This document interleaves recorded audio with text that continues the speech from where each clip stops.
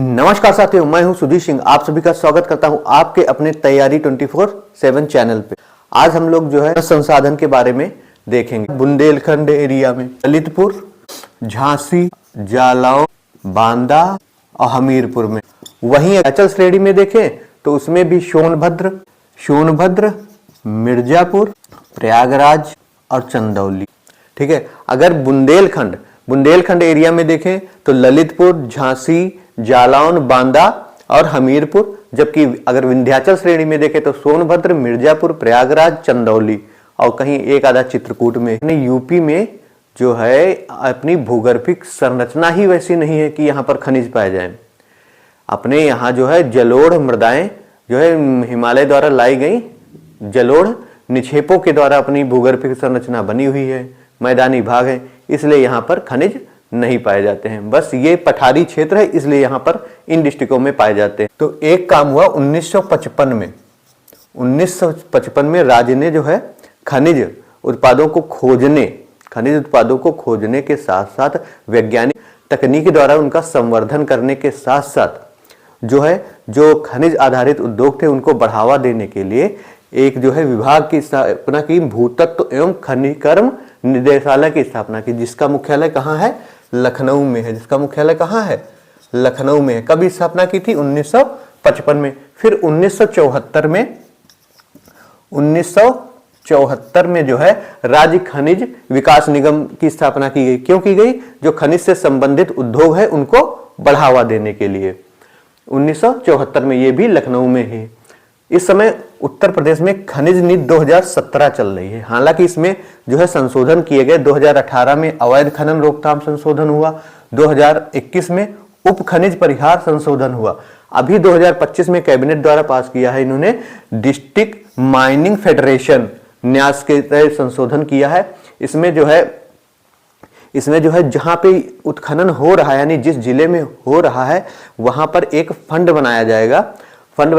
तो उस फंड का 70% जो है स्वास्थ्य, पर्यावरण और कौशल के लिए खर्च किया जाएगा, जबकि 30% वहां स्थानीय विकास के लिए खर्च किया जाएगा। उत्तर प्रदेश में खनिज नीति 2017 में जो संशोधन किया गया है DMF यानी डिस्ट्रिक्ट माइनिंग फेडरेशन, ये जो है इन्होंने प्रधानमंत्री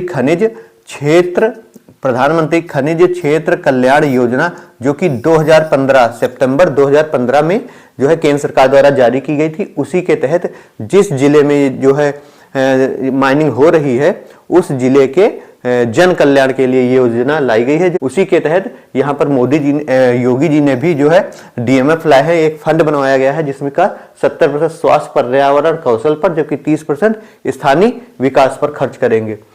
फाइनेंशियल ईयर 2024-25 में उत्तर प्रदेश के फाइनेंशियल 2024-25 में 608.11 करोड़ का राजस्व खनिज के द्वारा प्राप्त हुआ है। वहीं पर इसकी वार्षिक दर देखें तो वार्षिक दर 18.64% के आसपास रही है।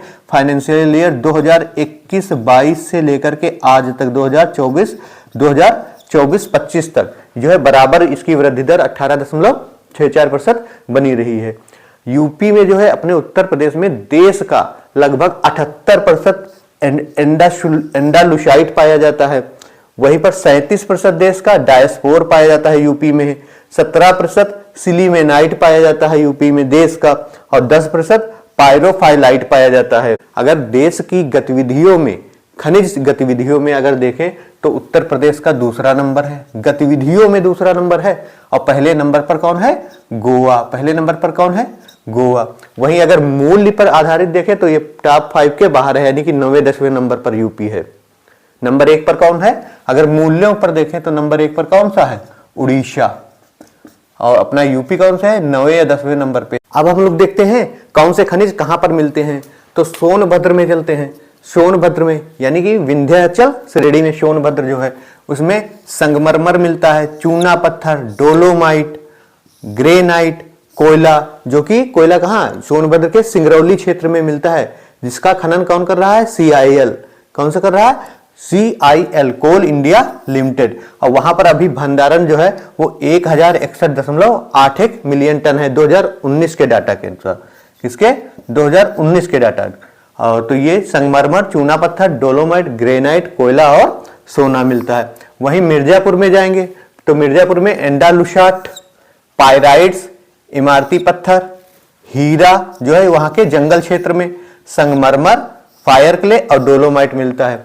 अगर ललितपुर में चले तो ललितपुर में देखते हैं तांबा जो सोनराई क्षेत्र में मुख्यतः कहाँ मिलता है, आग्नेय और परतदार चट्टानों में मिलता है। तो ललितपुर में तांबा हो गया, यूरेनियम भी पाया जा रहा है, रॉक फास्फेट हो गया जाके, सोना, प्लेटिनम, बॉक्साइट, पायरोफाइलाइट और डायस्पोर मिलता है। वहीं अगर अपने बनारस में देखें, वाराणसी में, तो मैग्नेसाइट, बॉक्साइट, प्रयागराज में तो कांच बालू जो है, और पोटास लवण, क्वार्टजाइट। वहीं जालौन में ग्रेनाइट मिलता है। महोबा में डायस्पोर और पायरोफालाइट। वहीं चित्रकूट में जो है कांच बालू मिलता है। क्या मिलता है? कांच बालू। इसके बाद में देखते हैं तो झांसी में क्या मिलता है? कांच बालू, पायरोफालाइट, डायस्पोर, पोटास लवण, सेल खड़ी, एस्बेस्टस और जिप्सम।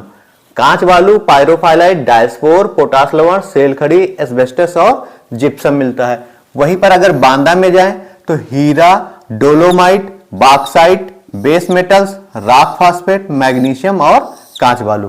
कौन से? बांदा में हीरा, dolomite, bauxite, base metals, rock phosphate, magnesite और कांच बालू। ये जो है पन्ना डिस्ट्रिक्ट के ऊपर ही है, इसलिए यहाँ पर भी हीरा का कुछ अंश निक्षेप मिलते हैं। वहीं हमीरपुर में पायरोफाइलाइट, जिप्सम, ग्रेफाइट, डायस्पोर और सेल खड़ी। क्या मिलता है हमीरपुर में? पायरोफाइलाइट, जिप्सम, ग्रेफाइट, डायस्पोर और सेल खड़ी। फिर चंदौली में बॉक्साइट, कांच बालू, पोटास लवण, सैंडस्टोन और क्वार्टजाइट। क्या मिलता है? बॉक्साइट, कांच बालू, पोटास लवण, सैंडस्टोन और क्वार्टजाइट मिलता है। उसके बाद में पर्यावरण एवं जैव संसाधन देखेंगे। तो अगर क्लास अच्छी लगी हो तो प्लीज लाइक, सब्सक्राइब, शेयर जरूर।